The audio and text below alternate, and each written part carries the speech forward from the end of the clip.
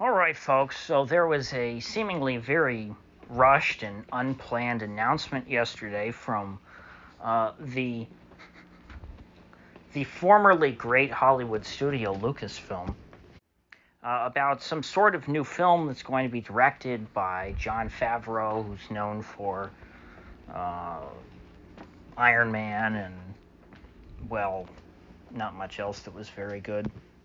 And it seems as though this announcement was conjured up out of thin air to perhaps shift the narrative away from the disaster that has been the marketing for what was to be the next Star Wars film, the first Star Wars film since 2019, which has been delayed many, many years, considering that when Disney bought Lucasfilm for however many billions of dollars they spent, they planned on churning out Star Wars movies at a rate perhaps not as substantial as Marvel movies, but a pretty steady rate of about one per year.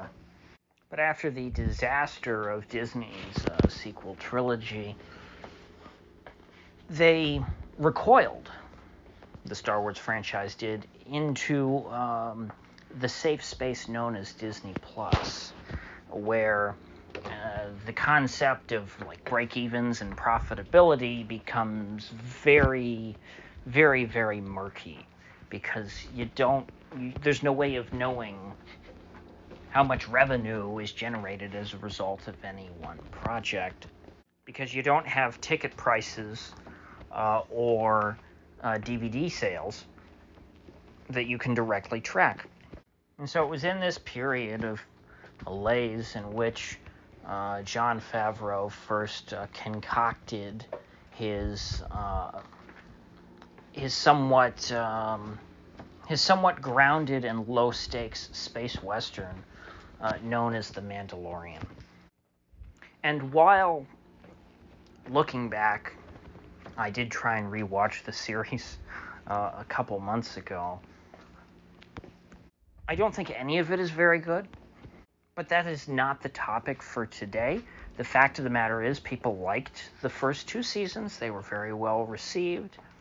And at the time, at the very unique time in which the first two seasons of that series were released, they were a refreshing change of pace after the sequel trilogy. And so that was followed up with a third season, not to mention other Disney Plus shows, which were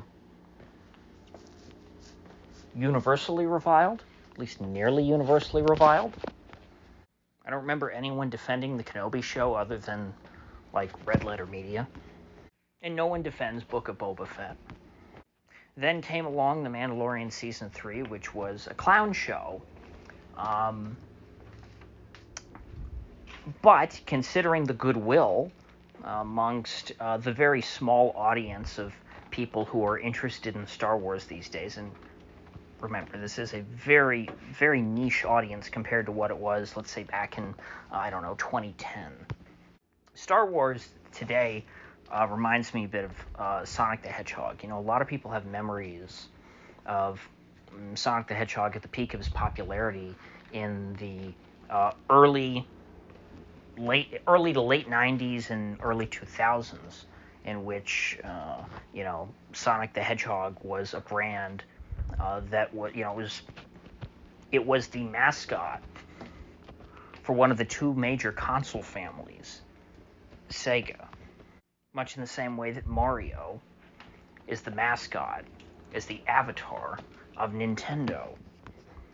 But I don't think anyone who is much younger than me would have any memories of those times, and would never in their head organically think of Sonic the Hedgehog as somehow the cultural equivalent of Super Mario. And so much in the same way that the Sonic the Hedgehog brand degraded over the course of the mid 2000s and 2010s especially, the Star Wars brand has not even really atrophied, but really just gone downhill become very ill. It has not atrophied in the sense that it's gotten stale and slowed down. They've churned out more Star Wars content, I think, since it was sold to Disney than George Lucas produced in the decades that he controlled the franchise, dating back to the 1970s. And so for a modern audience, particularly, younger audiences, let's say people in their teens or early 20s, I think what they think of when they think of Star Wars will probably be all of the sludge that has been churned out by Disney since 2015. And so there aren't that many, they haven't created new fans of Star Wars. On net, I think everyone would agree, they've turned off more older fans than they have created new fans. They have been able to even replace the old fans who have been dropping off with getting new eyeballs. On net, the cultural significance of Star Wars has declined rapidly. And so I say all that to contextualize the fan base of this Mandalorian program on Disney+. Disney+, a streaming service with a subscription rate so low that it has never come close to breaking even, let alone earning a profit. And so the Mandalorian fan base is a subset of Star Wars fans, modern Star Wars fans, who are a subset of Disney Plus subscribers. And so that is to say, the base, if we want to look at this in a political sense, the core base of the Mandalorian's audience, the people who you're going to be trying to turn out on not election day, but on, what do they call it, premiere day? No, that's not the right word. Opening night, that's what I was looking for. In order for a film like this to succeed, you want to turn out because it is trying to leverage the popularity of this series. That is why Disney announced this, because they realized that this movie about Chancellor Palpatine's granddaughter is way too niche and is not going to have enough of a draw to get people into theaters to come see a big budget sci-fi movie.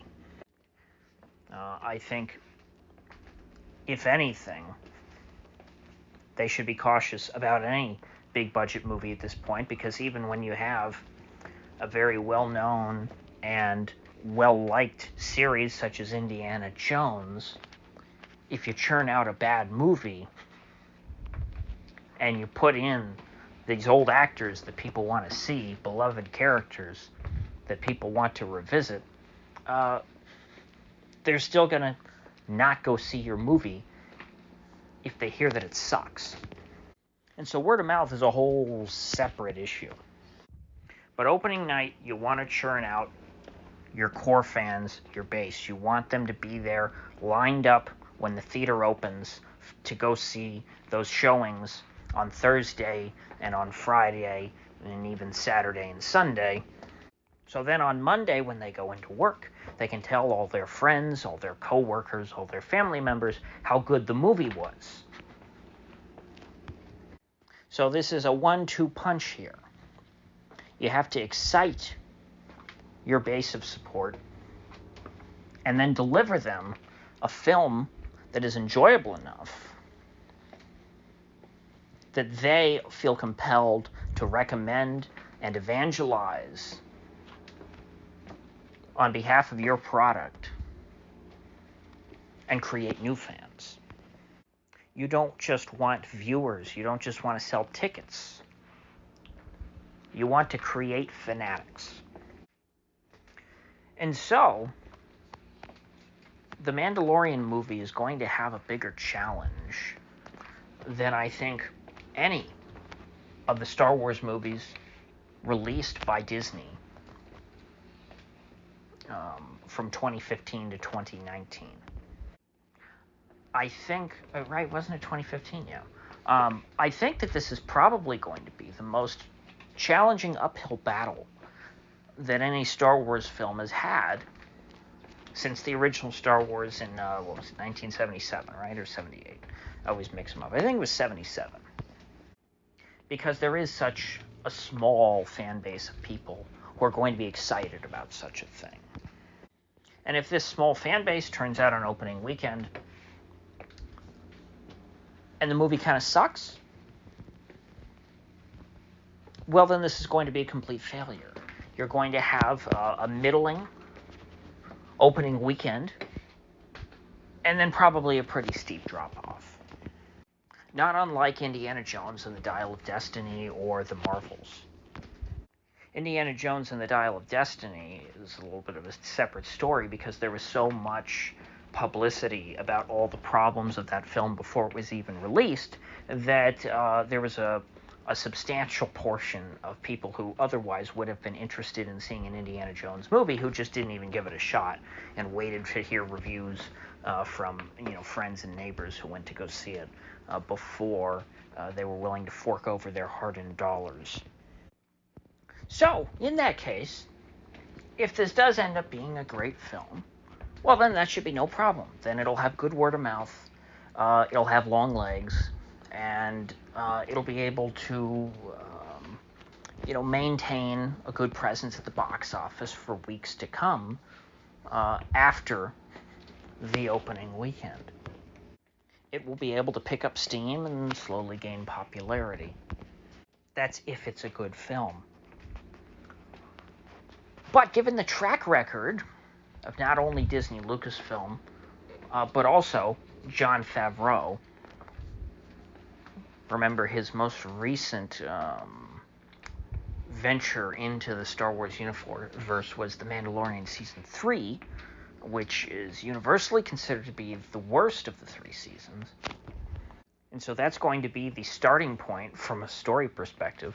That's going to be the foundation of this movie, is going to be the events of The Mandalorian Season 3. I'm sure everyone will want to be reminded of that disaster. And so he's starting off on a bad foot. Moreover, I am not convinced that Jon Favreau can write a story. Say what you will about, how entertaining, The Mandalorian Season 1 or Season 2 is. There's a very, very thin narrative through line. And it doesn't really come into focus much except for the first couple of episodes, and then maybe it gets mentioned here or there, and then, you have the finale at the end of Season 2. It wasn't really much of a through line, but, there was a little bit of setup and payoff there. For the most part, though, it was the adventure of the week. It was an episodic space western, which, if you took it just as that, it was passable the first season.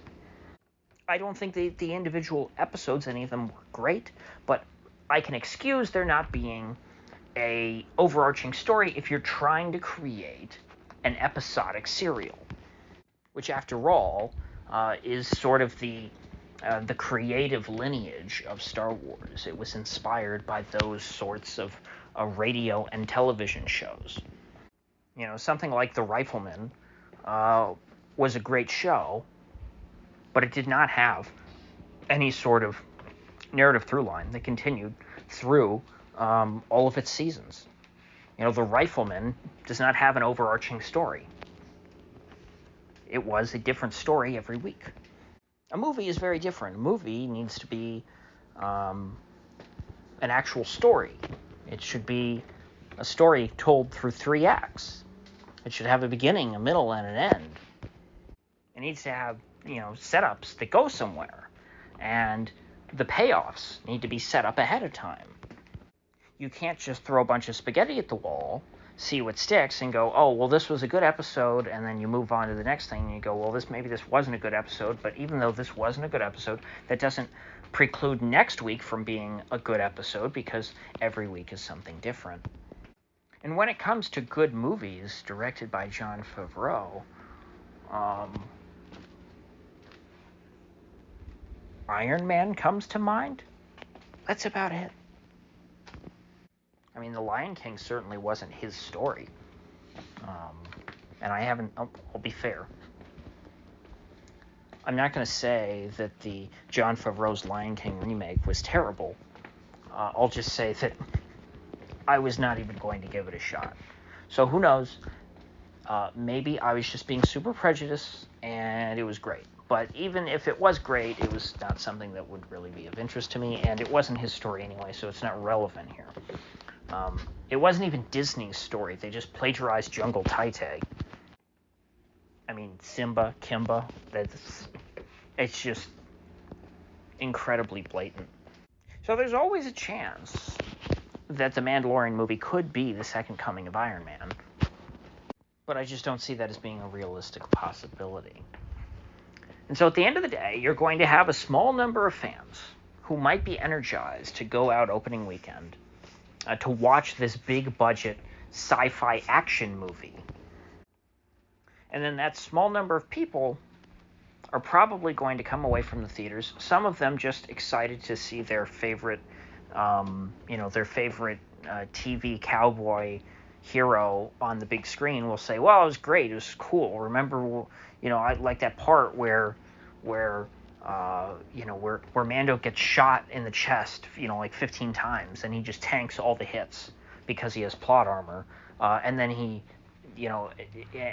bonks the bad guy on the head, and then he just wins the fight. That was really cool. Sure, there will be certainly some people who go to the movie and say that, but a lot of people will, even if they won't go in completely ignoring season 3. Let's say they even liked season 3 in some weird way, just watching it once. They'll sit through the movie, and they might not say that they didn't like it, but there'll be a nagging in their gut. They'll feel something, and it won't be a good feeling. And they will know deep down that they didn't have a lot of fun. They might not be able to pinpoint what's wrong with the movie,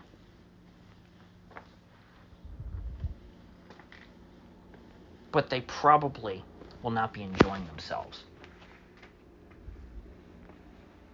And so, at the very least, even if they might not say bad things about the movie, they're not going to recommend it to their friends. They're not going to go out of their way to tell people about it who have no interest in Star Wars, which is the average American. The average American does not care at this point. There was a time when Star Wars was the cool thing. Star Wars was the cool thing for decades, even if it was only, among, nerd groups, but certainly every nerd loved Star Wars for a very long time. Now, if you're a nerd and you love Star Wars, gotta say, kind of cringe. I love Star Wars with no qualifiers. I'm gonna give you the side eye. And so that's just the state of things right now. So at the end of the day, I think that this will end up being the second coming of Rebel Moon. And that's why I wanted to talk about this, because I talked about the disaster of Rebel Moon. I tried to defend it a little bit, but in my defense of it, I did end up articulating all the problems with it. Rebel Moon was a disaster. It was a big waste of money. I just didn't think that it was a valueless film. And the same might be true of this Mandalorian movie. But unlike Rebel Moon, this Mandalorian movie will not be able to hide on Disney Plus or Netflix. It's going to be in theaters. And we're going to see just how little money it actually makes. And so, if Disney does the usual thing where they make a movie without writing a script first, they make up the script as they go along, and then by the end of it, they change the script a bunch of times and have to do tons of random reshoots, and then they focus group the movie and have to scrapbook it into something that tests like at least 51% positive. Yeah, there's no way they're getting that money back. In fact, if I were Disney, considering the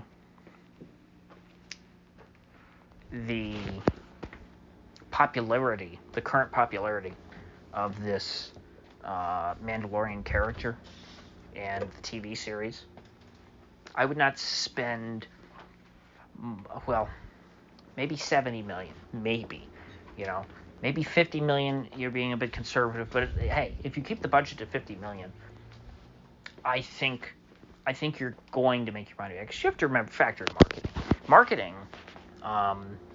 You can market the hell out of a $50 million movie, and I think dollar for dollar, if you make a decent $50 million movie, let's say it's just 90 minutes, and you market the hell out of it, you're going to make a better return off of those extra marketing dollars than if you spent the same amount of money overall and just put more money into the production side. Because at the end of the day, the problem with these Disney Star Wars shows, even though some of them do look awful and the production value is not good, production value is not the issue. Writing is the core issue. And so if the writing's going to suck anyway, if you're not going to have anyone who's talented working on this script, don't blow much money in production. Spend as much as you're expecting to make back in the opening weekend, because that's by far going to be your high watermark. I think this movie will probably take a nosedive. Before I know anything about it, this is day one after it being announced, just knowing who's working on it, what they've done so far. I think that Disney has played Lucy in the football with the dwindling number of Star Wars fans too many times. You're not going to have nearly as many people give a chance to this movie as they gave to Rebel Moon. And people just got burned on Rebel Moon because they were expecting it to be a good movie. Like, after watching Zack Snyder's Justice League, they expected Rebel Moon to be the next Star Wars. Like, yikes. And so, perhaps after the failure of this film, which I think Disney only is bringing out because they see it as a safe bet. They say, hey, you know what? Things are really volatile right now. We realize that the Star Wars franchise is kind of on shaky ground. We need a guaranteed win. And so they're pumping this out. This is like their equivalent to like Deadpool 3. Because they've already counted in their head, oh yeah, Deadpool 3 is going to be a hit. People love Deadpool. This movie, same thing. And so they're probably going to be willing to spend a lot of money on it because of that, because they are expecting this one, out of all the movies that they're going to come out, that they plan to come out with, they expect this one to be the safest bet. And so they will be then, by definition, willing to spend the most amount of money on this. And so when it comes out and does as I expect, it will be seen as a bomb. Perhaps not as bad as the Marvels or Indy 5, but probably on par with like The Flash, or maybe like that Shazam movie, or even Black Adam. Black Adam didn't do nearly as bad as most of these 2024 movies, but it didn't do well. And so maybe if the Mandalorian name is worth anything by the time this movie comes out in late 2025, maybe it'll be worth that. Maybe it'll be worth, hey, this is only a bomb by 2023 standards, or by 2022 standards, and in 2025, this might be seen as a moderate success, even though we were still losing money. And so I see this as the in case of emergency break glass kind of movie. So if it fails, I don't know how the board at Disney could justify releasing any of these other films that they're working on, supposedly behind the scenes, because they have to know that those films will only perform worse. because they will be coming into the box office with no goodwill. So with that said, I will see you folks back here in the next one.